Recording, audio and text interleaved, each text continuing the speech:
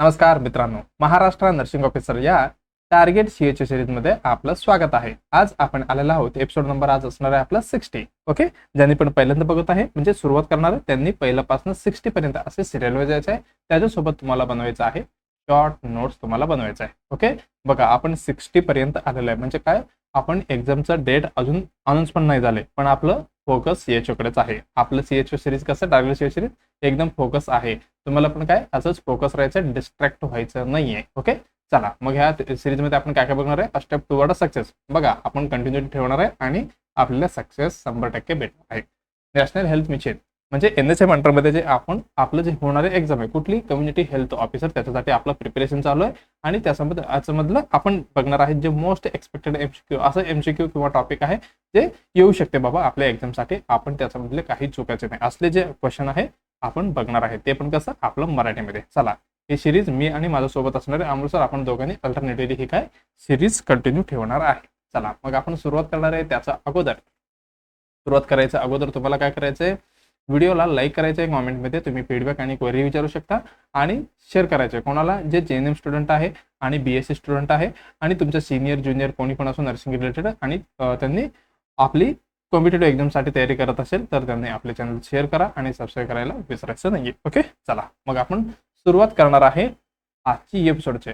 बघा आजच्या एपिसोडमध्ये पहिला क्वेश्चन काय म्हणते, जे आपण लास्ट एपिसोडमध्ये म्हणजे कुठली आपलं 58 एपिसोडमध्ये मी तुम्हाला एक क्वेश्चन दिलतो. बघा क्वेश्चन काय म्हणत होते, a nurse is a monitoring a patient who abuse alcohol. बघा काय अब्यूज अल्कोहॉल म्हणजे काय, नशेड आहे. ओके, अल्कोहॉल पित आहे त्यांनी for a sign of alcohol withdrawal म्हणजे ज्यांनी काय केलेलं आहे अब्यूज अल्कोहॉल म्हणजे त्यांनी भयानक काय दारू पित होता आता सोडलेलं आहे. आता आपल्याला काय कुठली साईन बघायचं आहे, साईन ऑफ विथड्रॉल म्हणजे ते दारू सोडल्यानंतर आता कुठली सिम्पटम्स येणार आहे पेशंटला, अल्कोहॉल विथड्रॉल सिम्पटम्स येणार आहे. Which of the following alert, खाली दिलेले कुठली जे सिम्पटम्स आहे तुम्हाला अलर्ट करते. Alert the nurse to potential of the delirium tremor. Delirium tremors बद्दल तुम्हाला अलर्ट कुठली सायन्स करणार आहे. ओके, खाली दिलेल्या मध्ये तुम्हाला हुडकून काढायचं आहे. ऑप्शन मध्ये काय काय दिलेलं आहे, हायपोटेन्शन दिलंय, hypertension, changes in the level of consciousness आणि हेल्युसिनेशन. दुसरं मध्ये दिलेलं आहे हायपोटेन्शन, एडेक्झिया अँड वॉमिटिंग आणि याच्यामध्ये दिलेलं आहे स्टुफर आणि एजिटेशन आणि मस्क्युलर रिजिडिटी. आणि परत दिलेलं आहे हायपोटेन्शन आणि हे काय कोरेस हँड ट्रिमर्स आणि एजिटेशन. बघा त्याच्याबद्दल बघायला गेलं तर जे मेन आपण बघायला गेलं तरी अल्कोहॉल जे अब्यूज आहे पेशंट, अल्कोहॉल अब्यूज. अल्कोहॉल ही कसं आहे, ही असणार आहे CNS डिप्रेसंट. CNS डिप्रेसंट म्हणजे आपल्या CNS ला काय करतो, डिप्रेस करतो, शांत आराम करायला देतो. म्हणजे आपण काय बघतोय आता अल्कोहोलिझम किंवा अजून काय म्हणू शकतो alcoholic dependent syndrome. Alcoholic dependent syndrome. Okay, एवढी लक्ष ठेवलं तरी बस. बघा अब्यूज म्हणजे काय तुम्हाला विचारू शकते. अब्यूज म्हणजे काय, कुठली पण पॅथॉलॉजिकली काय म्हणू शकतो आपण, कुठली पण ड्रग आपण पॅथॉलॉजिकली यूज करत असेल तर त्याला आपण काय म्हणतो, आपण अब्यूज म्हणतो. Pathological use of any psychoactive. बरं का, हे पॉईंट विसरलो मी. सायकोएक्टिव्ह सबस्टन्सला आपण यूज करत असेल तर त्याला आपण काय म्हणतो, अब्यूज म्हणतो. बघा ज्यावेळी पेशंटला, बघा ज्यावेळी आपण इथं काय म्हटलेलं आहे, abuse alcohol for the alcohol, sign of alcohol withdrawal. अल्कोहॉलचे विथड्रॉल म्हणजे काय, जे सिम्पटम्स येणार आहे, जे कधी येणार आहे पेशंटला, त्यांनी दारू सोडल्यावर. म्हणजे काय आपल्याला मॅनेजमेंट बघावं लागेल कशाची, अल्कोहॉल डिपेंडंट सिंड्रोमची. मग आपण थोडक्यात बघूया मॅनेजमेंट. चला मॅनेजमेंटकडे बघूया. दारू सोडण्याचे 2 रिझन असू शकते. बघा दारू कधी सोडतो माणूस माहिती आहे का, ज्यावेळी त्यांनी स्वतः मनामध्ये घेते बाबा मला सोडायचंय. ही एकदम बेस्ट आन्सर असणार आहे. खूप वेळा विचारलेले क्वेश्चन आहे नॉर्थ मध्ये आणि सगळे एक्झाम मध्ये. बघा फर्स्ट काय असणार आहे, सेल्फ विलिंग. जे स्वतः ठरवले की हा बाबा मला सोडायचे, त्यांनी 100% सोडतील. आता मनच नाहीये तरी पण घरवाल्यांनी येऊन तिकडे टाकलेले रिहॅबिलिटेशन होम मध्ये किंवा कुठली पण दवाखान्यामध्ये वगैरे, पण ते सोडणार आहे का दारू, सोडणार नाहीये. पहिली ऑप्शन मध्ये तुम्हाला विचारलं बाबा दारू सोडण्यासाठी कुठली जे फर्स्ट प्रायोरिटी आहे विचारल्यावर तुम्हाला सांगायचंय काय, सेल्फ विलिंग असायला पाहिजे. सेल्फ विलिंग किंवा सेल्फ मोटिवेशन असायला पाहिजे पेशंट. त्याला अजून काय म्हणतो आपण, टोटल अब्स्टिनन्स म्हणजे थोडी पण नाही पाहिजे, टोटल अब्स्टिनन्स. ओके, हे कसं असणार आहे, बेस्ट असणार आहे. ही असणार आहे बेस्ट ट्रीटमेंट असणार आहे. ओके, एवढं आपण बघितलं. आता नंतर दुसरी असणार आहे, आपण पेशंटला कुठे टाकणार आहे, हॉस्पिटलायझेशन मध्ये. ओके, एक तर ते स्वतः सोडतो, नाहीतर आपल्याला दवाखान्यात घालावं लागेल सोडवण्यासाठी. बघा, हे दुसऱ्यांचं जे कुठली तिथं जे हे देतात तिकडे ते कुठली औषध देतात ते आपण ह्याच्यामध्ये कुठली जेवणमध्ये मिळून द्यायचं, असलं काही करायचं नाहीये. ओके, डायसल्फाम ही लय डेंजर असतं. ओके, चला, हे झालं हॉस्पिटलायझेशन बद्दल. हॉस्पिटलायझेशन मध्ये आपण काय करणार आहे, डिटॉक्सिफिकेशन करणार आहे. Detoxification stage. ओके, याच्यामध्ये काय दिसणार आहे आपल्याला, त्यावेळी आपल्याला दिसणार आहे withdrawal symptoms. Withdrawal symptoms. Withdrawal symptoms किती अपियर होणार आहे. बघा, ते पण टायमिंग अनुसार आहे बरं का. बघा, ज्यावेळी इझिली सांगायला गेलं तर काय, आता समजा एक पेशंट आहे, इथेच लिहू का, इथे लिहितो राहू. एक पेशंट आहे, त्या पेशंटला किंवा अल्कोहोल घेतल्यावर काय होणार आहे की कसं आहे, CNS डिप्रेशंट आहे. म्हणजे काय, आपलं ब्रेन एकदम शांत होणार. म्हणजे काय म्हणू शकतो आपण, ब्रेन कूल किंवा काम. म्हणजे एकदम ब्रेन कसं होणार आहे, थंड होणार आहे. हे झालं ह्याच्यामध्ये. त्याच्यानंतर जे ऑटोमॅटिकली ब्रेन काय करतो, ऍडजस्ट करतो. ब्रेन ऍडजस्ट कशाला, जे अल्कोहोलला किंवा कुठली सायको ऍक्टिव्ह सबस्टन्स घेतल्यावर. ओके, हे काय करणार आहे, ब्रेन आपला ऍडजस्ट करणार आहे. त्याच्यानंतर काय करतो, हे ट्रायज टू वर्क नॉर्मली. त्याच्यानंतर काय करतो, ते घेतल्यावर नॉर्मली काम करायला बघतो, ट्राय करतो बरं का. हे ट्राय बरं का, ट्रायज. ओके, आता समजा जे पेशंट डेली दारू पितो, त्याचा ब्रेन काम निवांत असतो. त्याच्यानंतर ब्रेन त्या ह्याला काय अल्कोहोलला ऍडजस्ट होतो आणि निवांत त्याचं काम करतो ब्रेन.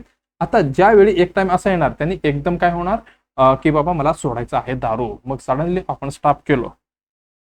सडनली म्हणजे आपण एकदम सडनली दारू बंद केलं तर काय होणार आहे, ब्रेन होणार आहे ओव्हर एक्साइटेड. मग ज्या पेशंट म्हणजे असं आपण एकदम थांबवलं तर काय होणार आहे, ज्या पेशंटमध्ये काय दिसू शकतो आपल्याला, विथड्रॉल सिम्पटम दिसणार आहे. Withdrawal symptoms. ओके, लक्षात आलं का, विथड्रॉल सिम्पटम्स आपल्याला कसं दिसते. ओके, हे असणार आहे आपलं काय म्हणतात त्याला, आपलं मेकॅनिझम. ओके, एवढं लक्षात आलं. आता विथड्रॉल सिम्पटम येणार आहे, ते पण कसं येतो बघा, त्याचं पण टायमिंग आहे. इथं आपण बघितलं सेल्फ विलिंग एक असायला पाहिजे किंवा हॉस्पिटलमध्ये टाकल्यानंतर ते पेशंटला काय येणार आहे, विथड्रॉल सिम्पटम्स अपियर होणार आहे. आफ्टर कधी त्याचं पण टायमिंग आहे 8 ते 12 तासानंतर. 8 ते 12 तासानंतर. ओके, कुठली सिम्पटम्स येणार आहेत ते पेशंटला, ही पेशंटला येणार आहे ट्रिमर्स.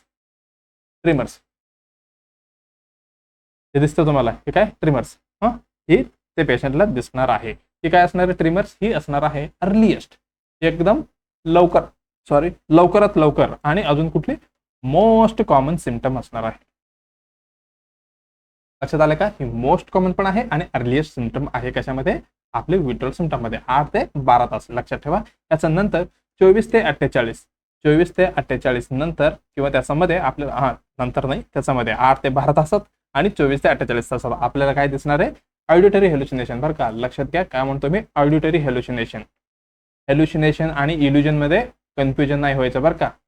हेल्युसिनेशन एवढं लक्षात ठेवा की इल्युजन. आता हेल्युसिनेशन मध्ये ए आले, ए म्हणजे काय, अब्सेंट. लक्षात ठेवायचं म्हणजे काय, स्टिम्युलंट अब्सेंट असतो.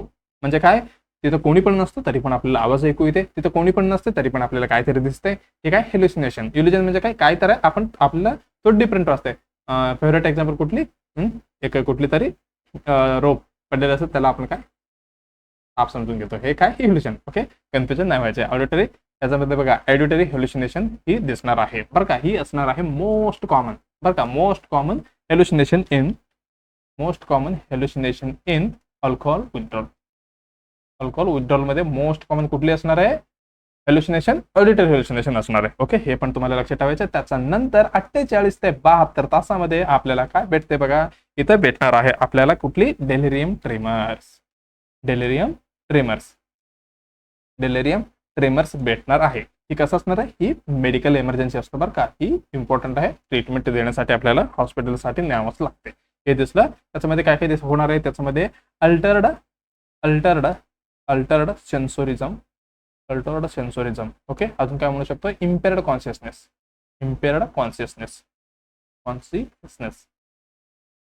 ओके, ह्याच्यामध्ये असं होणार आहे पेशंटला. अजून ह्याच्यामध्ये व्हिज्युअल हेल्युसिनेशन असतं बरं का. इथं झालं ॲडिटरी, इथं असणार आहे व्हिज्युअल हेल्युसिनेशन. ओके, अजून कुठली कॅचिंग मोमेंट वगैरे ह्याच्यामध्ये दिसणार आहे. ओके, बस एवढी. कॅचिंग मोमेंट वगैरे,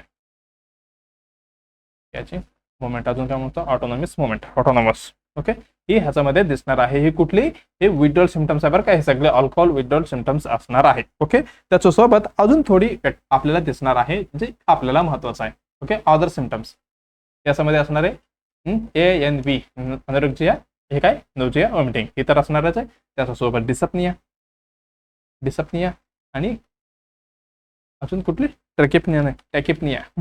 ट्रॅकिपनिया नसतं बरं का, टॅकिपनिया. डिसपनिया म्हणजे काय, डिफिकल्टी इन ब्रीथिंग, आणि टॅकिपनिया म्हणजे आपली रेस्पिरेशन रेट वाढणे. आणि टॅकिकार्डिया, टॅकिकार्डिया म्हणजे हार्ट रेट वाढणे. टॅकिकार्डिया आणि पाल्पिटेशन, स्वतः फील होणे, पल्स, पाल्पिटेशन. ओके, त्याच्यानंतर एन्झायटी एकदम कसं होतं, वाढतो, पेशंट एकदम घाबरतो. त्याच्यानंतर इन्सोमनिया, एवढं घाबरल्यावर ते पेशंटला झोप येणार आहे का, नाही. मग ह्या अजून एक बघा, हायपोटेन्शन, हायपरटेन्शन म्हणे. ओके, त्याची थोडी लेंदी आहे. ओके, आता फक्त लक्षात ठेवा, आपण पुढे येणाऱ्या याच्यामध्ये क्लासेसमध्ये काय करूया, हायपोटेन्शन कधी आणि हायपरटेन्शन हे पण कसं वाढते ते पण आपण डिस्कशन करूया. याच्यामध्ये लक्षात ठेवायचं तुम्हाला, अल्कोहोल विथड्रॉल सिम्पटम मध्ये, अल्कोहोल विथड्रॉल सिम्पटम्स त्याच्यामध्ये काय दिसणार आहे तुम्हाला, हायपर टेन्शन दिसणार आहे. हायपर टेन्शन दिसणार आहे. हे 3 स्टार करून ठेवा. ओके, कन्फ्युजन व्हायचं नाही, 3 स्टार करून ठेवा. ओके, एवढं लक्षात आलं. चला मग आपलं उत्तर कुठे आहे, आपण कुठे आलं, आपलं उत्तर चला अनर्स. तुम्हाला लक्षात आलं की बाबा आपल्याला काय, जे कुठली साईन आहे ते आपल्याला कळवते, बाबा हे काय डेलिरियम ट्रेमस येऊ शकते पेशंटला. हायपोटेन्शन आहे काय, एकदम चुकीचं आहे. पटकन आपण काय हे करायचं, कारण आपल्या ऑप्शन काय होतं, सिम्पटम्स मध्ये हायपर टेन्शन होतं. ओके, ही ट्रिमर्स पण येत होते, पण इथे हायपोटेन्शन म्हणलेलं ही एकदम कॅन्सल झालं आपलं उत्तर. आणि स्टुपर एजिटेशन आणि मस्क्युलर रिजिटेट असं बघितलं का, नाही, ह्याच्यामध्ये पण नव्हता. आणि हायपोटेन्शन दिलेलं आहे, हायपोटेन्शन म्हणजे पटकन आपण वॉमिटिंग होता, पण एवढी नाही, हायपोटेन्शन चुकलेलं, मग हे पण गेलं. आता पहिल्या ऑप्शनमध्ये काय लिहिलं, हायपरटेन्शन, येस एकदम बरोबर होता. Change in the level of consciousness, इम्पेअर्ड consciousness होता का, येस हे पण होता. आणि हेल्युसिनेशन होता, कुठली ऑडिटरी पण होता आणि व्हिज्युअल पण होता. मग ही असणार आहे का एकदम बरोबर उत्तर, येस ही असणार आहे आपलं एकदम बरोबर उत्तर. पहिली ऑप्शन मध्ये दिलेले उत्तर एकदम बरोबर असणार आहे. बघा कोणाचं चुकलेलं आहे आणि कोणाचं बरोबर आहे. ओके, चला मग आपण अजून काय स्लाइड आहे का आपल्याकडे. ओके, हा बघा, symptoms of the addiction withdrawal can include. बघा, ऍडिक्शन विथड्रॉल म्हटलेलं आहे. आता अल्कोहोल गिल्कोहोल असं काही नाही, हे काय संमिश्र सरकार आहे. हे काय चेंजिंग मूड्स आणि एक अँड पेन्स होते, हेल्युसिनेशन होते आणि डिप्रेशन आणि एन्झायटी, लॉस ऑफ स्लीप आणि स्वेटिंग. बरं का, याच्यामध्ये तुम्हाला काय काय लक्षात ठेवायचं आहे, इथे काय काय लक्षात ठेवायचं आहे, हे मोस्ट कॉमन आणि अर्ली सिम्पटम हे ट्रेमर्स आहे, हे लक्षात ठेवायचं तुम्हाला. आणि ऑडिटरी हेल्युसिनेशन ही मोस्ट कॉमन असणार आहे अल्कोहोल विथड्रॉल सिम्पटम्स मध्ये. ओके, हे पण लक्षात ठेवायचं आहे. ओके, चला आपलं उत्तर पहिलं भेटलंय का, येस आपलं उत्तर असणार आहे पहिला. आता आपण म्हणणार आहे कल्टी नेक्स्ट एमसीक्यू. कुठे आहे आपल्याला नेक्स्ट एमसीक्यू, चला काय म्हणते, द करेक्ट सिक्वेन्स, कशाचे सिक्वेन्स म्हणते, correct sequence of the disaster management cycle. बघा कशाबद्दल विचारलंय, डिझास्टर मॅनेजमेंट सायकल बद्दल विचारलंय. ह्याच्यामध्ये जे सायकल आहे म्हणजे कुठली सायकल, त्याचे सिक्वेन्स, हा बाबा ह्याच्यानंतर स्टेप वाईज स्टेप म्हणजे काय आपण काय म्हणतो, स्टेप बाय स्टेप कसं पद्धतीने येणार आहे असं विचारलेलं आहे. ओके, चला ह्याच्यामध्ये काय काय म्हटलेलं आहे, पहिल्या ऑप्शनमध्ये काय काय दिलेलं आहे, रेस्पॉन्स, रिकव्हरी, मिटिगेशन आणि प्रिपेडनेस. मिटिगेशन, प्रिपेडनेस, हे काय रेस्पॉन्स, रिकव्हरी आणि preparedness, mitigation, response, recovery, recovery, response, preparedness, mitigation. काय काय आहे. चला आपण थोडक्यात बघूया डिझास्टर मॅनेजमेंट बद्दल. डिझास्टर मॅनेजमेंट, डिझास्टर मॅनेजमेंट म्हणजे काय हे पण आपल्याला महत्वाचं आहे. डिझास्टर मॅनेजमेंट म्हणजे काय, किंवा आपण पहिला बघूया डिझास्टर म्हणजे काय. डिझास्टर म्हणजे काय, अकॉर्डिंग टू कोण, अकॉर्डिंग टू NHM नाही, अकॉर्डिंग टू WHO काय म्हणते, ही अनप्रेडिक्टेबल म्हणजे काय, आपल्याला अंदाज नसतेच असलं इव्हेंट घडणार आहे.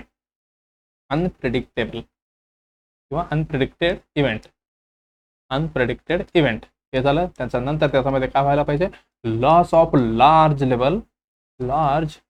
Level health system, large level health system ह्याच्यामध्ये लॉस व्हायला पाहिजे, त्याला आपण काय म्हणतो डिझास्टर म्हणणार आहे. अजून काय, loss of human life, loss of human life, loss of human life. अजून काय, रिक्वायर एक्स्ट्रा. आता समजा आपल्याकडे जेवढी मॅनेज करायला आपल्याकडे सिस्टम आहे, ते सिस्टम सोडून म्हणजे काय, आपले लोक सोडून अजून बाहेरचे लोक, म्हणजे आपल्याला काय लागते, require extraordinary help from outside सोर्समधनं आपल्याला काय हेल्प घ्यावा लागते. एवढी मोठी इव्हेंटला आपण काय म्हणतो डिझास्टर आपण म्हणणार आहे. बघा ह्याच्यामधलं जे इम्पॉर्टंट पॉईंट आहे तो खूप वेळ विचारलेला आहे. इम्पॉर्टंट पॉईंट ओके 2-3 ह्याचे पटकन लिहून घ्या. ठीक आहे, ही आहे रेक्टर स्केल रिलेटेड टू. खूप वेळा विचारलेलं बरं का. ही कशा रिलेटेड आहे, ही असणार आहे अर्थक्वेकचे रिलेटेड. बरोबर आहे का? अर्थक्वेक भूकंपाचं रिलेटेड असणार आहे रेक्टर स्केल. ओके, ही त्याच्याने स्केल म्हणजे काय त्याच्याने मोजणी करणार आहे. ओके, ते झालं. त्याच्यानंतर मोस्ट कॉमन डिझास्टर कुठली. ओके, मोस्ट कॉमन डिझास्टर कुठे आपल्या देशामध्ये कुठली आहे, पटकन सांगा बघू. खूप वेळा तुम्ही ऐकलेलं आहे न्यूजमध्ये वगैरे. तर कुठली असणार आहे, फ्लड. ओके, ही पण लक्षात ठेवा. त्याच्यानंतर अजून कुठली मोस्ट कॉमन प्रॉब्लेम काय होणार आहे, most common problem in a post disaster म्हणजे काय डिझास्टर झाल्यानंतर कुठली प्रॉब्लेम येणार आहे हे विचारलेले क्वेश्चन आहे बरं का. ही सगळी इम्पॉर्टंट आहे, स्टार मार्क करून ठेवा. हे झालं, हे फ्लड झालं. Most common problem in a post disaster स्टेजमध्ये. त्याच्यानंतर कुठली प्रॉब्लेम दिसणार आहे, याच्यामध्ये दिसणार आहे गॅस्ट्रो एंटरायटिस. ओके, ही पण हे प्रिव्हेंशन करण्यासाठी आपल्याला काय करावं लागेल, प्रिव्हेंट पोस्ट डिझास्टर याच्यासाठी आपल्याला काय करावं लागेल, प्रॉब्लेमचे आहे प्रिव्हेंशन करण्यासाठी. पहिलं एक आहे कुठली, सेफ डिस्पोजेबल. बरं का, हे लास्ट आपण अजून 4-5 आहे, आपण येणार क्लासमध्ये बघा. Safe disposal of excreta. Okay, safe disposal करायचं एक्सक्रीटाला. ओके, अजून कुठली, सेफ वॉटर सप्लाय. ओके, हे खूप महत्त्वाचं असणार आहे आफ्टर डिझास्टर मध्ये. ओके, चला हे आपण बघितलं. आता आपण बघणार आहे सायकल काय होतं आपला, the correct sequence of the disaster management cycle. बघा काय म्हणते, इथे डिझास्टर झालेलं आहे म्हणजे काय, इथं काहीतरी इव्हेंट घडलेला आहे. ओके, त्याच्यानंतर काय, इव्हेंट घडल्यानंतर आपल्याला ज्याला रेस्पॉन्स द्यायचं आहे. ओके, त्याच्यानंतर काय बघा इथं काय म्हणते असं बघा, आफ्टर द इव्हेंट म्हणजे काय, जे डिझास्टर इव्हेंट घडल्यानंतर आपल्याला रेस्पॉन्स द्यायचा आहे. बरं, त्याच्यानंतर परत आपल्याला रिकव्हरी करायचं आहे. त्याच्यानंतर इकडे काय म्हटलेलं, बिफोर द इव्हेंट म्हणजे आता समजा आपल्याला 2 स्टेप असते. इन केस ऑफ आपल्याला आता समजा आपण इमर्जन्सीमध्ये काम करतो किंवा आपलं कुठली पण कॅज्युअल्टी वाट घ्या. ओके, आपल्याकडे असं आहे का की कुठली तरी पेशंट आल्यावर आपण बाबा आपल्याला 1-2 आय व्ही सेट लागणार, NS लागणार, किंवा जे पेशंट हायपोलिमिक त्याला फ्लूइड लागणार. आपण असं करतो का, पेशंट आले पटपट लिहून द्या असं करतो का, नाही. आपल्याकडे सगळी तयारी असते. म्हणजे ह्याला आपण काय म्हणतो, ही मिटिगेशन किंवा आपल्याला प्रिपेअरनेस असतो. म्हणजे आपण ऑलरेडी प्रिपेअर असतो बाबा, असली कुठली पण कंडिशन आलं की आपण त्याला ट्रॅकल करायला पाहिजे. म्हणून काय, ही आपलं डिझास्टर म्हणजे कुठली पण घटना घडू द्या किंवा आपलं नॉर्मल सांगितलं मी बाबा आपल्याकडे सगळी तयारी असतो. ओके, इन केस ऑफ तुम्ही कुठली CHO मध्ये कुठली फेमस असते, ठीक आहे, रुटीन इम्युनेशन होते. आपण सगळी वॅक्सिन घेऊन जातो ना, आपल्याला माहिती नसते बाबा कुठली पेशंट आहे, कुठली पेशंट येणार आहे, त्या पेशंटसाठी कुठली वॅक्सिन द्यायची, हे आपण सगळं एकत्र आपल्या सेटअप घेऊन जातो. असं नाही की बाबा फक्त MRI म्हणून MR घेऊन जाते, आता दुसरा बच्चा आला तर तुम्ही काय करणार आहे असं. म्हणजे काय, ही अगोदर पण आपल्याला प्लॅनिंग करावं लागते आणि अफेक्ट झाल्यानंतर पण जे रेस्पॉन्स आपल्याला द्यावा लागतं हे आपण बघणार आहे. बघा याच्यामध्ये सायकलमध्ये काय असणार आहे, हे सायकलमध्ये जे पहिलं दिसणार आहे. ओके, कुठे गेलं, डिझास्टर मॅनेजमेंट सायकल. बघा याच्यामध्ये कुठली पहिली असणार आहे, मिटिगेशन म्हणजे त्याला आपण काय म्हणू शकतो, प्रिव्हेन्शन. म्हणजे व्हायचं अगोदरच आपल्याला प्रिव्हेन्शन घ्यायचं आहे. ह्याच्यामध्ये आपण काय करतो बघा, reduce the risk and damage before the disaster व्हायचं अगोदर. ह्याच्यामध्ये आपण काम करतो, बिल्डिंग द स्ट्रॉंग हाऊसेस. घरं आपल्याला एकदम पक्की घर बांधून देणे, फ्लड कंट्रोल डॅम्स वगैरे बनवणे, आणि हे काय रिप्लांटेशन झाले, वॅक्सिनेशन प्रोग्राम वगैरे, आणि हे काय रिड्यूस द इम्पॅक्ट म्हणजे काय, जे इम्पॅक्ट पडणार आहे डिझास्टरवरती ज्याला आपण रिड्यूस करायचं, ही कधी ही डिझास्टरचा अगोदर होणार आहे बरं का. हे झालं. त्याच्यानंतर प्रिपेअरनेस, त्याच्यामध्ये आपण काय करणार आहे, प्लॅन आणि हे काय, ट्रेन पीपल बिफोर डिझास्टर. आता समजा काही घडलं तर त्याच्यासाठी कुठले आपल्याकडे 4-5 1, 2, 3 वगैरे आहेत, जे काय म्हणतात त्याला फोर्सेस, ते डिझास्टरसाठी आहे बरं का. ते घडले की त्यांनी म्हणजे ऑलरेडी त्यांना ट्रेनिंग दिलेलं असतं. हे कशामध्ये येतं, हे प्रिपेअरनेसमध्ये येते. हे प्लॅन झालं, प्लॅन आणि train people before, awareness program करायचा, अर्ली वॉर्निंग सिम्पटम्स द्यायचं, आणि मॉक ड्रिल करायचं, ट्रेनिंग द्यायचं, इमर्जन्सी किट्स वगैरे हे करायचं. हे काय, बी रेडी. बाबा कुठली पण डिझास्टर आले की आपण रेडी राहतो. हे कधी, हे डिझास्टरचा अगोदर. आता नेक्स्ट काय, ही डिझास्टर नंतर आपल्याला काय घ्यायचं आहे, रिस्पॉन्स द्यायचा आहे. काय, take the immediate action during the disaster. बघा काय, रेस्क्यू अँड इव्हॅक्युएशन. बघा ओके, हे इम्पॉर्टंट आहे बरं का. रिस्पॉन्स मधलं कुठली, रेस्क्यू इव्हॅक्युएशन झालं त्याच्यामधलं आपण फर्स्ट एड आणि ट्रायल्स. ओके, नेक्स्ट क्लासमध्ये आपण ट्राय जाणार. ओके, इम्पॉर्टंट आहे. हे झालं. त्याच्यानंतर इमर्जन्सी रिलीफ आणि इमिडिएट ऍक्शन आपल्याला इथं करायचं असतं. त्याच्यानंतर शेवटला येणार आहे म्हणजे शेवट म्हणजे काय, रिकव्हरी.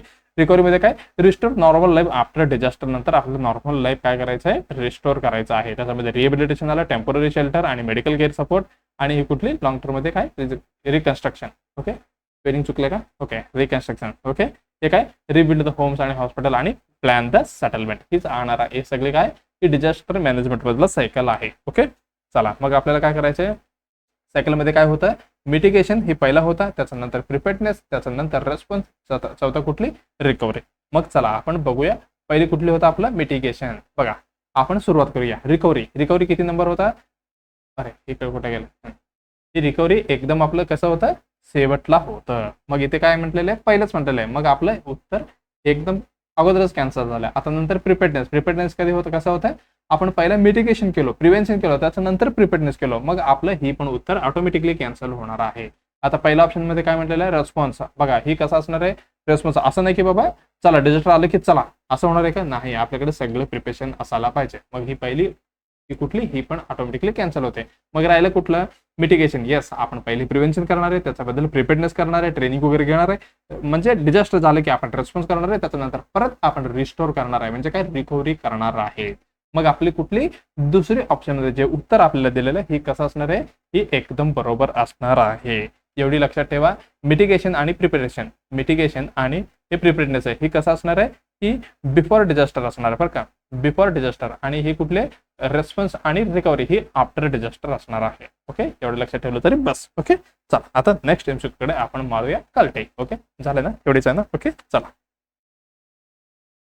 नेक्स्ट क्वेश्चन काय म्हणते, in the adult age what is the first priority. आता समजा अडल्ट एज मध्ये नॉर्मली क्वेश्चन आहे, पेशंट पेशंट काय नाही ते बरं का. In the adult age what is the first priority. मग आपलं मेन प्रायोरिटी काय असणार आहे, कशामध्ये, अडल्ट एज मध्ये. बघा mental health, career counselling, physical health, iron folic acid supplement. बघा एवढे आपण लक्ष दिलं की ही तर ऑटोमॅटिकली कॅन्सल होणार. आयरन फोलिक ऍसिड ज्यावेळी आपल्याला काय म्हणू शकतो, ज्यावेळी डेफिशियन्सी असतो, ज्यावेळी आपण घेणार आहे, हे काय आपल्याला नाहीये, मग हे पण कॅन्सल झालं. आता राहिलं मेंटल हेल्थ आणि त्याच्यानंतर करिअर काउन्सिलिंग. ओके, आपण पहिलं हेल्दी तर असू द्या, नंतर काय करूया, आपण करिअरकडे जाऊया. बघा याच्यामध्ये काय, करिअर पण गेलं. आता राहिलं कुठलं, मेंटल आणि फिजिकल हेल्थ. ओके, ह्याच्यामध्ये तुम्हाला कन्फ्युजन क्रिएट व्हायलाच पाहिजे बरं का. मेंटल खूप महत्वाचं आहे का फिजिकल. ओके, चला आपण बघूया थोडक्यात. जे अडल्ट एज आहे आपलं, अडल्ट एज आहे आपलं. ओके, ही कसं एज आहे आपलं, प्रोडक्टिव्ह पिरियड आहे. कसं असणार आहे आपलं, प्रोडक्टिव्ह पिरियड ऑफ लाईफचे प्रोडक्टिव्ह पिरियड असणार आहे. त्याच्यामध्ये अडल्ट एज मध्ये आपण काय करणार आहे, अर्निंग करणार आहे, म्हणजे आपण कामाला जाणार आहे आणि पैसे कमवणार आहे. ओके, हे झालं. आणि पेरेंटिंग करणार आहे. अजून काय म्हणू शकतो, सोशल रेस्पॉन्सिबिलिटी असते, सोशल रेस्पॉन्सिबिलिटी,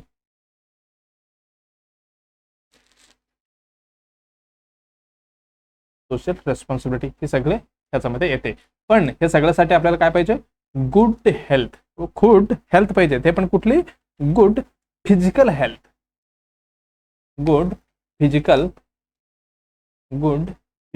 हेल्थ इज कसं आहे, ही आपल्याला खूप गरज आहे, एसेन्शियल. आता तुम्ही ऑफिसर होणार आहे बाबा, ओके, किंवा कुठले तरी काम करणार आहे, आपण काय कसं आहे, फिजिकली आपण म्हणजे कसं आहे, गुड असायला पाहिजे. ओके, हे जे आहे हे खूप एसेन्शियल असणार आहे. Essential to perform their role, किंवा जे कुठले पण काम असो, ओके, इफेक्टिव्हली आपल्याला काम करता यावं, त्याच्यासाठी आपल्याला फिजिकल हेल्थ ही खूप महत्वाचं आहे. आता तुम्ही अंदाजे आपल्याला का इन फाउंडेशन मध्ये आपण गेलं तर, फाउंडेशन मध्ये आपण थोडी ऍस्पेक्ट मध्ये गेलं तर बघा, ही फिजिकल हेल्थ आहे ना, खूप महत्वाचं असते. फिजिकल हेल्थ ही खूप इम्पॉर्टंट असतो. जे फिजिकल हेल्थ आहे ही सपोर्ट करते बरं का, कशाला, फिजिकल हेल्थ सपोर्ट मेंटल वेलबिंगला सपोर्ट करतो. कुठली, आपली फिजिकल हेल्थ. अजून काय म्हणू शकतो, मेंटल वेलबिंग झालं, मेंटल वेलबिंग म्हणा. वर्क इफेक्टिव्हली, काम एकदम परफेक्टली करायला मदत करतो इफेक्टिव्हली. अजून काय, सोशल लाईफमध्ये वगैरे ही आपल्याला मदत करणार आहे. कुठली, फिजिकल हेल्थ. बघा हे जे आपलं समजा पुअर फिजिकल हेल्थ आहे, म्हणजे फिजिकल हेल्थ आपली एवढी चांगला नाहीये, मग हे याची इफेक्ट बघा, याची लीड्स टू, ह्याचा कशावरती पडतो, पेशंट म्हणजे जे अडल्टमध्ये काय पेशंटले म्हणजे काय जे पेशंट स्ट्रेसमध्ये येऊ शकतो. ओके, आणि डिप्रेशनमध्ये जाऊ शकते. डिप्रेशनमध्ये अजून कुठली रिड्यूस द प्रोडक्टिव्हिटी, जे प्रोडक्टिव्हिटी वगैरे काम वगैरे आहे ते सगळे ऑटोमॅटिकली कमी होतो. मग आपल्याला फर्स्ट प्रायोरिटी कुठली, फर्स्ट प्रायोरिटी आपलं असणार आहे कुठली, फर्स्ट प्रायोरिटी हे पण गेलं. आणि मेंटल हेल्थ पण आपण बघा, फिजिकल हेल्थ सपोर्ट करतो मेंटल हेल्थला. इन केस ऑफ पुअर आपलं फिजिकल हेल्थ असेल तर हे मेंटली आपल्याला अफेक्ट करतो. मग आपलं मॅक्झिमम आपलं उत्तर म्हणजे काय, जास्त होप आपल्याला असणार आहे फिजिकल हेल्थवरती, फिजिकल हेल्थवरती. मग आपली उत्तर कुठली, तिसरी उत्तर ही एकदम बरोबर असणार आहे कुठली, फिजिकल हेल्थ आपल्याला फर्स्ट प्रायोरिटी द्यायचं आहे आपल्या अडल्टमध्ये. ओके, लक्षात आलं का, आपलं उत्तर कुठले, तिसरे उत्तर बरोबर असणार आहे. ओके, चला आता नेक्स्ट क्वेश्चन कडे आपण जाऊया. नेक्स्ट क्वेश्चन काय म्हणते आपण बघूया. चला काय म्हणते next, largest muscle in the human body. आपण बघितलं का ऑलरेडी, चला तरी पण आपण बघूया. इम्पॉर्टंट क्वेश्चन आहे. लार्जेस्ट मसल म्हणजे एकदम largest muscle in the human body जे कुठली असणार आहे, कुठली आहे बघा, ग्लुटियस कुठली, मॅक्झिमस, ग्लुटियस मिनिमस, आणि हे कुठले दिले, सार्टोरियस मसल आणि डेल्टॉइड मसल. आता असं दिलेलं आहे बघा. जे पहिलं ऑप्शन मध्ये काय दिलेलं आहे, ग्लुटियस मॅक्झिमस. बघा ते क्वेश्चन म्हणजे काय ऑप्शन मध्ये देऊन टाकलं. मॅक्झिमस म्हणजे काय, एकदम मोठी. हे कसं असणार आहे, ओके, ग्लुटियस मॅक्झिमस इथेच लिहू का.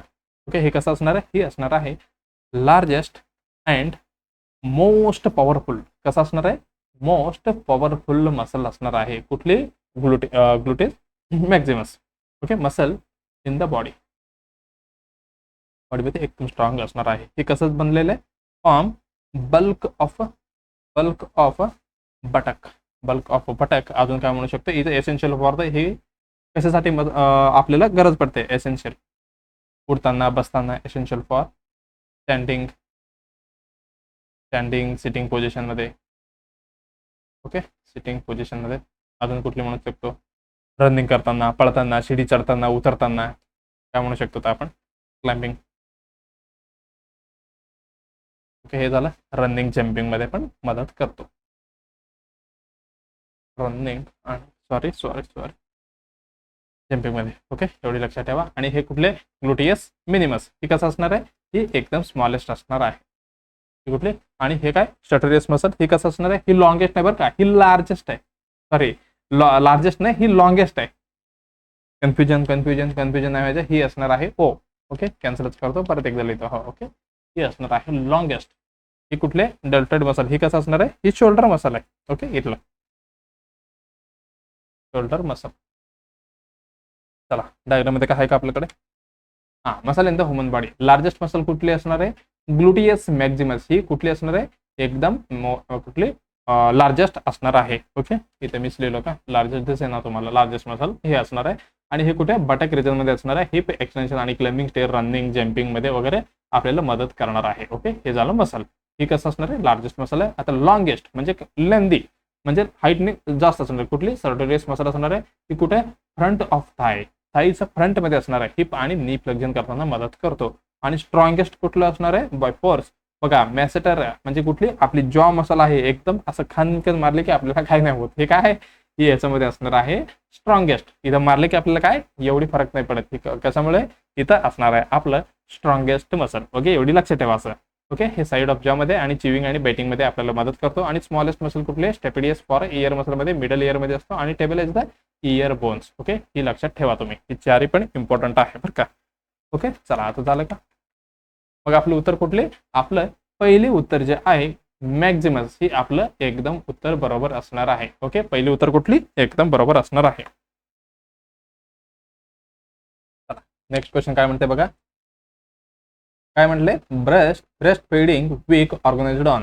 बघा कशाबद्दल विचारते यांनी, breastfeeding week organize on. आपण कधी ही ऑर्गनाइज करणार आहे, 7 डेज सप्टेंबर, 1 ते 7 डेज ऑफ ऑगस्ट, 1 ते 10 दिवस सप्टेंबरचे, 1 ते 10 दिवस ऑगस्टचे. ओके, इथे ऑगस्ट आणि सप्टेंबर मध्ये कन्फ्युजन आहे.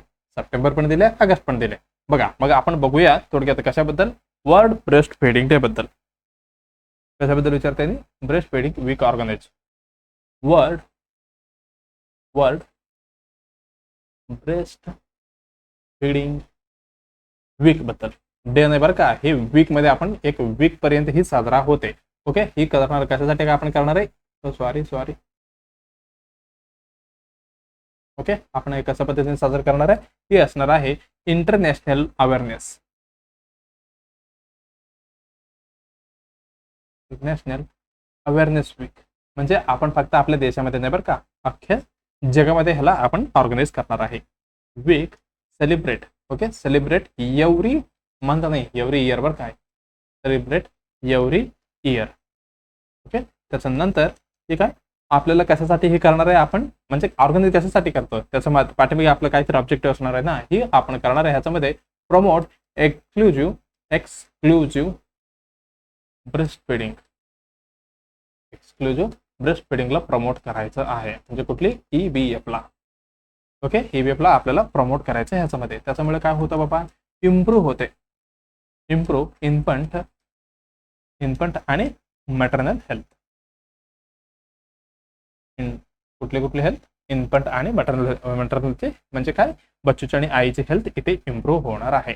अजून काय करायचंय, जे फॅमिलीला एनकरेज करायचं आहे आपल्याला, एनकरेज फॅमिली म्हणा, कम्युनिटी म्हणा, फॅमिली आणि कम्युनिटीला काय करायचं आपल्याला, सपोर्ट मिळावं म्हणून ही आपल्याला अवेअरनेस आहे. कशासाठी, एक्सक्लुझिव्ह ब्रेस्ट फिडिंगसाठी.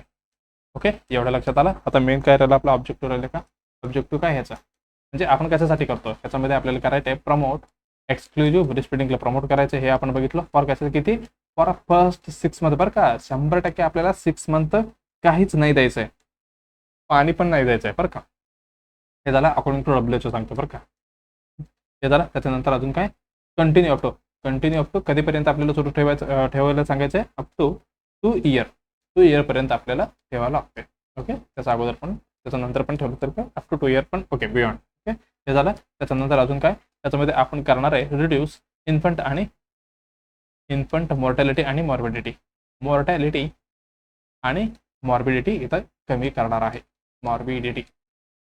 ओके, हे झालं. अजून काय म्हणू शकतो, educate the mother about technique बद्दल, म्हणजे कुठली, करेक्ट ब्रेस्ट फिडिंग टेक्निक बद्दल सांगायचं आहे. ओके, मला वाटतं ब्रेस्ट फिडिंग टेक्निक. ओके, चला आपण कधी साजरं करतो हेच नाही सांगितले का. ओके, चला ह्याच्यामध्ये आपण साजरं कधी करणार आहे, आपण ऑब्झर्व होते आपल्याला कधी, फ्रॉम कशाला, चला आपण तारीखच लिहू, 1 ते 7 days 1 to 7 days of August मध्ये ही काय आपण साजरा करणार आहोत. ओके, कॉलम हो रे बाबा. ओके, कसली कॉलम झालं हे, आपण असे लिहू, नाही ही पण नाही होत. ओके, चला ठीक आहे. आपल्याला काय करायचंय, 1 to 7 हे तुम्हाला लक्षात ठेवायचं आहे. ओके, चला काय म्हणते, ब्रेस्ट फिडिंग हे काय इथंच आहे की ऑगस्ट 1 to 7 पर्यंत आपण ही वीक मध्ये साजरा करणार आहे. कुठली, वर्ल्ड ब्रेस्ट फिडिंग वीक म्हणून.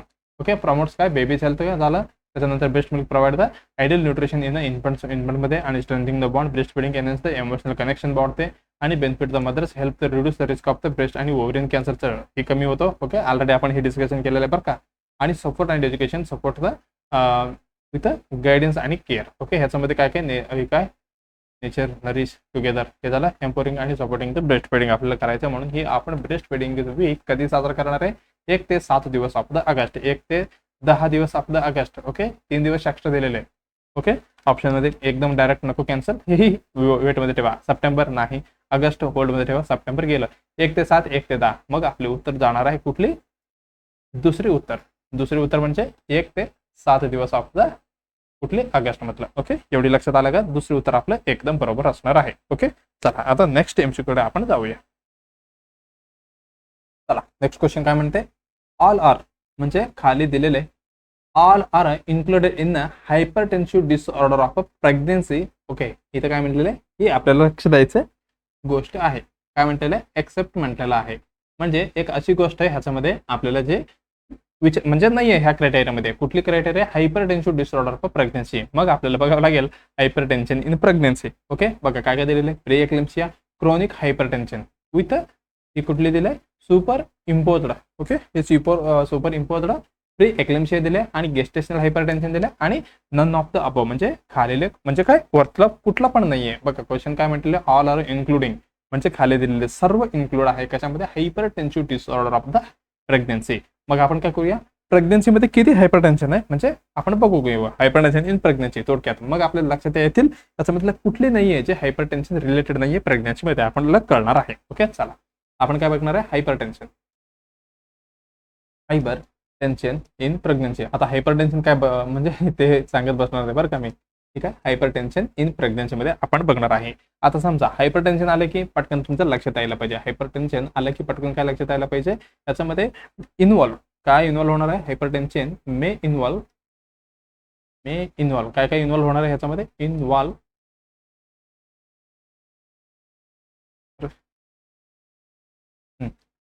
काय काय होणार आहे, ब्लड वेसल्स होणार आहे आणि त्याच्यासोबत कुठली बेसिक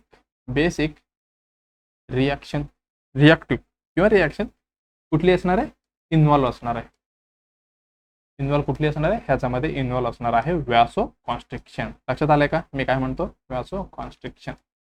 बघा हायपरटेन्शनमध्ये ब्लड वेसल्स हे काय होणार आहे, इन्व्हॉल्व असणार आहे आणि त्याच्यामध्ये काय बेसिकली रिॲक्शन कसं असणार आहे, प्रेग्नन्सीमध्ये ही ब्लड वेसलची अवस्था असणार आहे व्यासो कॉन्स्ट्रिक्शन. म्हणजे काय, एवढं होती ब्लड वेसल पण आता झाली एवढीच, म्हणजे काय साईज नाही बदलले, म्हणजे जे सांद्रता आहे ओके जे फ्लो होणार आहे त्याचं त्याचं डायमीटर कमी होणार आहे व्यासो कॉन्स्ट्रिक्शन. एवढं लक्षात आलं. आता व्यासो कन्स्ट्रक्शन म्हटलं की पटकन लक्षात आलं पाहिजे काय, व्यासो कन्स्ट्रक्शन झालं की समजून घ्यायचं काय, ऑर्गन सप्लाय एकदम कमी असणार आहे. आता समजा तुम्हाला काय करायचे, शेतात पाणी वगैरे सोडायचे, तुमच्याकडे 4 इंचचं एक पाईप आहे आणि 2 इंच एक पाईप आहे. ओके, जास्त पाणी फ्लो कुठमध्ये म्हणजे कुठल्या पाईपमध्ये येणार आहे, सगळ्यांना कॉमन नॉलेज आहे आपल्या 4 इंचमध्ये जास्त पाणी येणार आहे आणि 2 इंचमध्ये कमी. अशा पद्धतीने काय व्यासो कन्स्ट्रक्शन म्हणजे काय, डायमीटर कमी झालं आणि सप्लाय पण कमी भेटणार आहे. डिक्रीज द ऑर्गन सप्लाय इथे कमी होणार आहे. एवढी एक फंड लक्षात ठेवा. हायपरटेन्शन कधी पण वाढू द्या मग काय होते, जे ऑर्गनला व्हॉल्यूम 100% कमीच भेटणार आहे. ही एक फंडा लक्षात ठेवला तरी बस. ओके, म्हणून ह्याला आपण काय म्हणतो, हायपरटेन्शनला टॉक्झेमिया. सॉरी कुठे गेलं ते, ओके, ऑल्सो नोन ॲज, त्याला अजून काय म्हणतो आपण, टॉक्झेमिया. हे पण लक्षात ठेवा. ओके, टॉक्झेमिया विचारत नाही तरी पण. ओके, चला आपण व्यासो कॉन्स्ट्रिक्शन बद्दल बोलायला गेलं तर व्यासो कॉन्स्ट्रिक्शन बद्दल बोलायला गेलं तर बघा ह्याच्यामध्ये कसं असू शकतं, व्यासो कॉन्स्ट्रिक्शन वीक पण असू शकतो आणि सिव्हिअर पण असू शकतो बरं का. ज्यावेळी समजा वीक असेल किंवा माइल्ड असेल, वीक किंवा अजून काय म्हणू शकतो आपण माइल्ड असेल, मग ज्यावेळी काय होणार आहे, पेशंटमध्ये एडिमा होणार आहे. आता समजा व्यासो कॉन्स्ट्रिक्शन वेसल्स आहे त्याच्यामध्ये कुठे कॉन्स्ट्रिक्शन थोडी माइल्ड आहे, एवढी पण प्रेशर नाहीये, मग याच्यामध्ये काय पेशंटमध्ये एडिमा होऊ शकतो. ओके, एडिमा म्हणजे काय, वॉटर म्हणजे पाणी इथे आपल्या टिश्यूमध्ये आउटर ह्याच्यामध्ये सेल सोडून बाहेर येऊन थांबणार आहे. वॉटर आणि प्रोटीन ह्याच्यामध्ये दिसणार आहे, हे झालं एडिमामध्ये. ओके, एक्झाम्पल कुठली ह्याच्यामध्ये एक्झाम्पल असणार आहे प्री एक्लेम्सिया.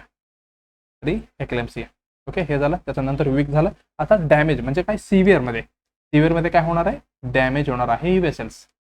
सिव्हिअरमध्ये डॅमेज होणार आहे. मग डॅमेज झालं की काय समजून घ्यायचं, हा बाबा इथं काय हेमरेज होणार आहे.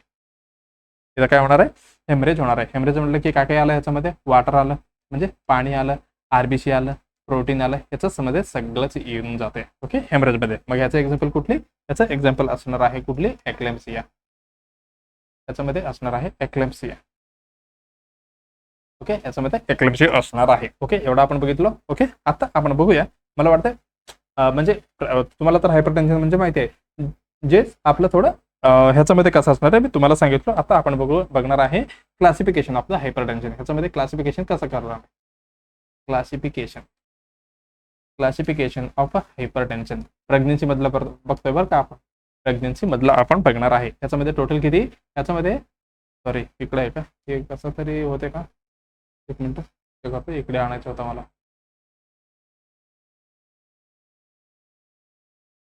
सॉरी.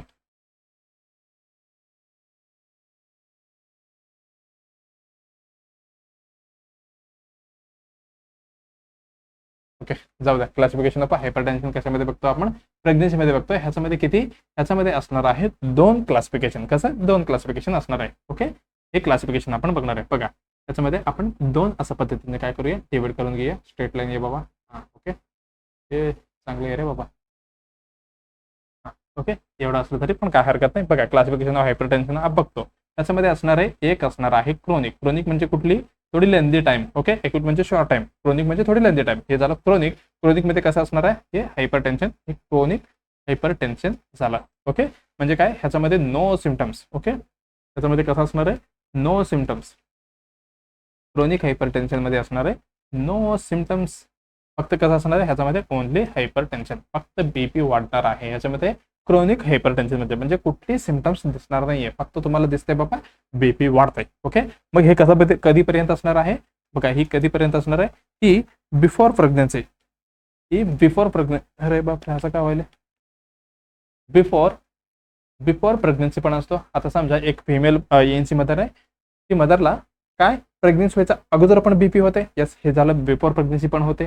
त्याच्यानंतर ड्युरिंग प्रेग्नेन्सी, आता प्रेग्नेंट आहे, आता पण आहे बीपी, म्हणजे काय हायपरटेन्शन आहे. आता नेक्स्ट आफ्टर प्रेग्नेन्सी पण असणार आहे. म्हणजे कोण हे कसं असणार आहे, प्रेग्नेन्सीचा आणि ह्याचा काय संबंध नाही, ही कंटिन्यू सुरुवात असणार आहे. बिफोर प्रेग्नेन्सी पण होता, ड्युरिंग प्रेग्नेन्सी पण आहे आणि आफ्टर प्रेग्नेन्सी पण राहणार आहे. ही हायपरटेन्शन, ला आपण काय म्हणतो, क्रोनिक हायपरटेन्शन. म्हणजे एक लेंदी टाइम मध्ये प्रेग्नेन्सी तर नाही, त्याच्या जीवनामध्ये ही काय असणार आहे, हायपरटेन्शन असणार आहे. ही झालं क्रोनिक हायपरटेन्शन. आता आपण बघणार आहे PIH. इकडे बघू, PIH म्हणजे काय, pregnancy induced hypertension. Pregnancy induced hypertension म्हणजे या फक्त प्रेग्नेन्सीमध्ये येणार आहे. आपण काय म्हणू शकतो याला, हायपरटेन्शन डेव्हलप फक्त याच्यामध्ये आफ्टर प्रेग्नेन्सीमध्ये, आफ्टर 20 वीक. बघा, ही लक्षात ठेवा, 20 वीक नंतर ही सिम्पटम्स म्हणजे बीपी दिसणार आहे. 20 week of a pregnancy. Okay, अजून काय म्हणू शकतो, अँड प्रेझेंट अप टू कधीपर्यंत असणार आहे, 3 month after the delivery. After delivery काय म्हणतो मी, प्रेग्नेन्सी इंड्युस्ड हायपरटेन्शन ही कधी येणार आहे, 20 वीक नंतर. प्रेग्नेन्सीला कन्फ्यूज झाल्यावर 20 वीक नंतर ही हायपरटेन्शन एएनसी मध्ये दिसणार आहे. आणि कधी पर्यंत राहणार आहे, 3 मंथ, म्हणजे डिलिव्हरी नंतर जे 3 महिने ही बीपी असणार आहे. ह्यालाच आपण काय म्हणतो, प्रेग्नेन्सी इंड्युस्ड हायपरटेन्शन म्हणतो. ह्याच्यामध्ये किती टाइप्स आहे, इन्क्लूड ह्याच्यामध्ये असणार आहे 3 सब टाइप. 3 सब टाइप ह्याच्यामध्ये असणार आहे. ओके, 3 सब टाइप. ओके, बघा PIH. ओके, थोडा लेंदी आहे. ओके, तरी पण फक्त आपण टाइप्स बघून घ्या. PIH म्हणजे काय, pregnancy induced hypertension after 20 week of pregnancy मध्ये, 20 वीक ऑफ प्रेग्नेन्सी नंतर येणार आणि जाणार कधी, आफ्टर डिलिव्हरी. म्हणजे 3 महिन्यानंतर डिलिव्हरी झालं की त्याच्या नंतर 3 महिन्यानंतर, डिलिव्हरी नंतर 3 महिन्यानंतर काय, डिलिव्हरीचं नंतर 3 महिने. लक्षात आलं का, डिलिव्हरीचं नंतर 3 महिने. ओके, ज्यावेळी ही रिड्यूस म्हणजे काय, सबसाईड होणार आहे. आता आपण बघणार आहे PIH. ह्याच्यामध्ये कुठली असणार आहे, गेस्टेशनल PIH म्हणजे प्रेग्नेन्सी इंड्युस्ड. ओके, याला काय लिहायचं गरज नाही, हे असणार आहे इथे खाली लिहिलं होतं. ठीक आहे, गेस्टेशनल हे झालं. त्याच्यानंतर असणार आहे प्री एक्लेम्सिया. ओके, ही सगळी इम्पॉर्टंट टॉपिक आहे, आपण बघून घेऊया पुढे बरं का, अजून आपल्याला खूप बघायचं आहे. एक्लेम्सिया म्हणजे हे झालं 3 प्रकार. ओके, ही कसं असणार, गेस्टेशनल प्रेग्नेन्सी इंड्युस्ड हायपरटेन्शन ही कसं असणार आहे, त्याच्यामध्ये असणार आहे हायपरटेन्शन असणार आहे, पण कसे, विदाउट प्रोटीनुरिया. कसं असणार आहे, विदाउट प्रोटीनुरिया. प्रोटीनुरिया ऑलरेडी मी तुम्हाला सांगितलं, प्रोटीन इन युरिया. प्रोटीन कसे युरिन मध्ये दिसणार नाहीये. Okay, hypertension without proteinuria. पण प्री एक्लेम्सिया कसं असणार आहे, ही असणार आहे हायपरटेन्शन. ओके, हायपरटेन्शन विथ कसे मेन फीचर्स सोबत असणार आहे. आणि ह्याच्यामध्ये एडिमा प्रेझेंट असतो बरं का, एडिमा प्रेझेंट असणार आहे. म्हणजे प्रोटीनुरिया ह्याच्यामध्ये नाही, बाकी ह्याच्यामध्ये दिसणार आहे तुम्हाला प्रोटीनुरिया. लक्षात ठेवा, हे झालं. त्याच्यानंतर ह्याच्यामध्ये कसं असणार आहे, ह्याच्यामध्ये प्री एक्लेम्सिया पण असणार. एक्लेम्सिया म्हणजेच प्री एक्लेम्सिया विथ ह्याच्यामध्ये दिसणार आहे तुम्हाला कन्व्हर्जन आले की समजून घ्यायचं बाबा हे काय एक्लेम्सिया आहे. ओके, एवढं लक्षात आलं. अजून कुठलं राहिलं, चला आपण जाऊया क्वेश्चन कडे. All are including the hypertensive disorder of pregnancy except. बघा, नन ऑफ द अबोव बोर्डवर ठेवा. गेस्टेशनल हायपरटेन्शन, हो एकदम बरोबर, ही प्रेग्नेन्सी इंड्युस्ड हायपरटेन्शन आहे. प्रेग्नेन्सी नंतर म्हणजे काय, कन्फ्यूज झाल्यानंतर 20 वीक नंतर येणार आहे आणि आफ्टर डिलिव्हरी 3 महिन्यानंतर ही सबसाईड होणार आहे. आणि ह्याच्यामध्ये कसं, hypertension without proteinuria. Okay, hypertension without proteinuria. Proteinuria म्हणजे काय, युरिन मध्ये प्रोटीन दिसणार नाहीये. मग ही आपली आहे का, प्रेग्नेन्सी मधलंच आहे का, येस ही आहे. आणि दुसरं काय म्हटलं, प्री एक्लेम्सिया आपण जस्ट बघितलं, हायपरटेन्शन विथ मेन सगळी फीचर दिसणार आहे, मेनली एडिमा ह्याच्यामध्ये दिसणार आहे आणि प्रोटीनुरिया पण असणार आहे बरं का, हे झालं ह्याच्यामध्ये. आणि chronic hypertensive with super imposed pre eclampsia, हे राहिलं का, सुपर इम्पोज्ड, इथेच लिहून घेऊया. Super super imposed hypertension. त्याच्यामध्ये काय होतंय, कंडिशन असे आहे, कंडिशन पण काय होतंय, fan chronic hypertension. Fan chronic hypertension काय होतं, क्रोनिक हायपरटेन्शन मे डेव्हलप काय बघतो बघा, सिम्पटम ऑफ हायपरटेन्शन. आता आपण क्रोनिक हायपरटेन्शन मध्ये काय बघितलं होतं, कुठे गेला आपला क्रोनिक हायपरटेन्शन असा हायपरटेन्शन आहे जे आईला प्रेग्नन्सी व्हायचा अगोदर पण असतो आणि ड्युरिंग प्रेग्नन्सी पिरियडमध्ये असतो आणि नंतर प्रेग्नन्सीमध्ये पण राहणार आहे. पण ह्याच्यामध्ये कसे जे आपलं प्रेग्नन्सी इंड्युस्ड हायपरटेन्शन मध्ये सिम्पटम्स होतं ह्याच्यामध्ये दिसणार नाहीये. म्हणजे काय, विदाउट सिम्पटम्स. इथे म्हटलेलं बघा, no sign and symptoms, only hypertension असतो. ज्यावेळी समजा जे क्रोनिक हायपरटेन्शन असून ज्यांच्यामध्ये जे ANC मध्ये आपल्याला PIH चे जे सिम्पटम्स दिसणार आहे ह्यालाच आपण काय म्हणतो, सुपर इम्पोज्ड प्री एक्लॅम्प्सिया किंवा सुपर इम्पोज्ड हायपरटेन्शन आपण म्हणणार आहोत. ओके, ही पण पार्ट आहे कशाची, प्रेग्नन्सीमध्ये येणार आहे. मग आपलं उत्तर कुठे जाणार आहे, आपलं उत्तर जाणार आहे नन ऑफ द अबोव. मग ही खाली म्हणजे काय वरती दिलेले हे कुठली 1 2 3 ही सगळी हे काय इन्क्लूड आहे हायपरटेन्शन डिसऑर्डर प्रेग्नन्सीमध्ये. हे नन ऑफ द अबोव एकदम उत्तर आपलं म्हणजे नाहीये. म्हणजे आपलं उत्तर कुठली, चौथं उत्तर ही एकदम बरोबर जाणार आहे, कारण विचारलं होतं एक्सेप्ट. ओके, चला आता नेक्स्ट क्वेश्चनकडे आपण वळूया. अजून काय आहे का आपल्याकडे स्लाइड वगैरे. हायपरटेन्शन इन प्रेग्नन्सी 3 टाइप्स झाले, प्री एक्लॅम्प्सिया, क्रोनिक हायपरटेन्शन आणि गेस्टेशनल हायपरटेन्शन झालं. आणि BP 140/90 पेक्षा जास्त असायला पाहिजे बरं का. आणि प्रोटीन इन युरिन डेव्हलप कधी होते, 20 वीक नंतर, आणि कमी कधी होते, 3 महिन्यानंतर. After delivery woman with previously normal PP झाला, फर्स्ट हे झालं. अजून काय याच्यामधले जे इम्पॉर्टंट आहे, बिफोर प्रेग्नन्सी 20 वीक नंतर सुरू होते हे पण. ओके, एवढी लक्षात ठेवायचं आहे. ओके, चला नेक्स्ट क्वेश्चनकडे आपण जाऊया. चला नेक्स्ट क्वेश्चन काय म्हणते, सिंगल लाईनर आहे. Okay, which of the following bone is a called collar bone. म्हणजे खाली दिलेले कुठली जो बोन आहे ज्या बोनला आपण काय म्हणणार आहे, कॉल्ड कॉलर बोन. आपण कॉलर बोन म्हणणार आहे. ऑप्शन मध्ये काय काय दिलेलं आहे, एसेटाबुलम, पेल्विक, स्कॅपुला, क्लाविकल. बघा, जे सिंगल लाईनर असतं ना, जे आपल्याला काही रॅशनल संबंध नसते, जे आपल्याला सटीक म्हणजे काय ॲक्युरेट आपल्याला माहिती पाहिजे, ज्यावेळी आपण उत्तर देऊ शकतो. जे आपलं कुठली सिनेरियो बेस वगैरे येतात ज्याच्यामध्ये त्यांनी हिंट वगैरे देतात, आपण अंदाज लावू शकतो. बघ, ही सिंगल लाईनर खूप डेंजर MCQ असतात बरं का. ओके, चला काय म्हणते ह्यानी, which of the following bone is called as a collar bone. आपण एक एक बघूया. पहिली कुठले, एसिटाबुलम. पहिली कुठले, एसिटाबुलम. एसिटाबुलम बद्दल बघायला गेलं तर आपल्याला काय काय इन्फॉर्मेशन आहे. ही कसं असणार आहे, कप शेप्ड सॉकेट असणार आहे. Cup shaped socket. Okay, cup कसा असतो आपला, असे कप शेप्ड सॉकेट असणार आहे. ही कसं आहे, ही असणार आहे part of the pelvic bone. ही कसं, पार्ट ऑफ द पेल्विक बोनची एक पार्ट आहे. कुठली, एसिटाबुलम. ही काम काय करतो बाबा, ही एसिटाबुलम ही करणार आहे, ही काय, received the head of a femur. बघा, जे फिमर असतं आपलं इथे बसणार आहे. रिसिव्ड द हेड ऑफ जे आपलं femur bone, head of the femur to कशासाठी, form the hip joint. Okay, लक्षात आलं, हिप जॉईंट जे आहे. ओके, जे आपलं हिप जॉईंट मध्ये ही एसिटाबुलम आणि आपलं फिमर बोन असं पद्धतीने ही सी शेप असं बसणार आहे. कुठली, ही एसिटाबुलम मध्ये आपलं femur joint. Okay, sorry femur joint म्हणतो बघा, फिमर बोन हे सगळं मिळून हिप जॉईंट तयार होणार आहे. हे झालं एसिटाबुलम बद्दल. आता नेक्स्ट कुठले, पेल्विक. पेल्विक बद्दल बघायला गेलं तर कसं असणार आहे आपला पेल्विक. ओके, ही इम्पॉर्टंट पार्ट असणार आहे. म्हणजे कुठलं, लार्ज इररेग्युलर बोन आहे.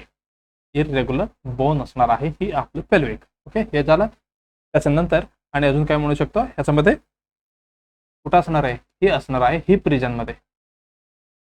ही असणार आहे हिप रिजन मध्ये. डायग्राम पण आहे, दाखवतो बरं का. आणि ह्याचं काम काय, म्हणजे फंक्शन काय काय करणार आहे, ही सपोर्ट बॉडी वेट पकडण्यासाठी ही मदत करतो बरं का. हे झालं सपोर्ट बॉडी वेट. आणि अजून काय म्हणू शकतो, form birth canal in female मध्ये बर्थ कॅनल फॉर्म करतो. ओके, हे झालं. अजून कुठली, प्रोटेक्ट जे आपलं पेल्विक ऑर्गन्स त्याला प्रोटेक्ट करतो. प्रोटेक्ट पेल्विक ऑर्गन्सला प्रोटेक्ट करतो. एवढं झालं. त्याच्यानंतर अजून कुठले, स्कॅपुला मध्ये काय करणार आहे, ही कसं असणार, स्कॅपुला आपले फ्लॅट असणार आहे. बघा कसे आहे, एकदम फ्लॅट आहे. टच करून बघा. कुठले, स्कॅपुला कसं असणार आहे, ही एकदम फ्लॅट आहे. आणि कसं आहे, ट्रायंगुलर बरं का. फ्लॅट ट्रायंगुलर बोन असणार आहे. आणि ह्याला अजून काय म्हणतो, ह्याला आपण शोल्डर ब्लेड पण म्हणतो बरं का, also non as a shoulder blade. Blade असं नाही की आपण एकदम कापतो, म्हणजे ब्लेड सारखं असते. ओके बघा, हे काय शोल्डर ब्लेड आपण म्हणतो. कुठे असतं, अप्पर आहे आणि थोडी बॅकला आहे, म्हणजे काय अप्पर बॅक म्हणू शकतो आपण. अप्पर बॅक वरती थोडं पाठीमागे ही असणार आहे. ओके, ह्याची मेन काम काय असणार आहे, ती काय करतो, provide attachment. Provide attachment to कशाला, शोल्डरला आणि आर्म मसाला, शोल्डरला आणि आर्म मसाला, शोल्डर आणि आर्म मसाला, शोल्डर आणि आपली आर्म मसाला अटॅचमेंट असतो, आर्म मसाला. ओके, हे झालं ह्याच्याबद्दल. अजून राहिला कुठला, हे राहिला क्लॅविकल. क्लॅविकल कसं असणार आहे, ही असणार आहे लॉंग बोन, एकदम लेंथी बोन असणार आहे. कुठली, क्लॅविकल. ओके, क्लॅविकल हे झालं क्लॅविकल. त्याला अजून काय म्हणतो आपण, त्यालाच आपण म्हणणार आहे कुठली, कॉलर बोन आपण म्हणणार आहे. आपण काय म्हणणार आहे, कॉलर बोन म्हणून आपण म्हणणार आहे. याची लोकेशन कुठं असणार आहे, ही असणार आहे बिटवीन स्टर्नम आणि आपलं स्कॅपुला. स्कॅपुलामध्ये आणि स्टर्नममध्ये ही गॅपमध्ये ही असणार आहे कुठली, आपलं ही कॉलर बोन. ओके, लक्षात आलं का. ही कसं असणार आहे, एस शेप मध्ये असतं बरं का, एस शेप मध्ये. ओके, ह्याची काम काय, ही काम असतो सपोर्ट शोल्डर. शोल्डरला सपोर्ट असतो बघा, आपला शोल्डर इथं आहे, कॉलर बोन इथं आहे, आपला दिसतंय ना. Okay, support shoulder. ओके, अजून allow free arm moment. Free arm मुवमेंटला मदत करतो. अजून काय म्हणायला पाहिजे, प्रोटेक्ट वेसल्स आणि नर्व्स. झालं याच्याबद्दल. ओके, आपण ह्याचं उत्तर जायचं अगोदर आपण थोडक्यात बघूया. ओके, एसिटाबुलम बद्दल आपण काय काय बघितलं, कप शेपड होते. हा इथे बघा, ही कुठली एसिटाबुलम, ही कसं सी शेपड होतं बघा. हा सी शेपड म्हणजे कप शेपड. ओके, सी म्हणजे असं कप. ओके, ही कसं असणार आहे. ओके, काय आलं का, एकच मिनिट, हे कॅन्सल. चला, हे काय cup shaped socket in the hip bone असणारे, form the hip joint with head finger. एकदम बरोबर. आपण एसिटाबुलम बद्दल बघितलंय. पेल्विक बोन कसं असणार आहे, इलियम प्युबियस इचियम ही part of the pelvic girdle आहे. त्याच्यामध्ये इलियम प्युबियस इचियम आणि फिमेल ह्याच्यामध्ये कुठली बर्थ कॅनलसाठी ही पण फॉर्म करतो. हे झालं पेल्विस बद्दल. आणि स्कॅपुला बघायला गेलं तर इथे असणार आहे आपलं, ही काय अक्रोमिनियम झालं. आणि हे काय ग्लेनोड कॅव्हिटी, ही पण कशासाठी, शोल्डर ब्लेड आहे ॲज अ अक्रोमियन आणि ग्लेनोड कॅव्हिटी हे असतं त्याच्यामध्ये असणार आहे. आणि हे काय कॉलर बोन, क्लॅविकलला आपण काय म्हणतो, एसी जॉईंट झालं, हिला आपण म्हणणार आहे कॉलर बोन. आणि कनेक्ट द स्टर्नम आणि स्कॅपुला. एवढं लक्षात आलं. मग आपलं उत्तर कुठले, आपलं उत्तर जाणार आहे, आपण ऑलरेडी बघितलं कुठली, लॉंग बोन आहे, कॉलर बोन म्हणतो आपण, म्हणजे क्लॅविकल ही आपलं एकदम बरोबर उत्तर असणार आहे. क्वेश्चन काय होता, which of the following bone is called as a collar bone.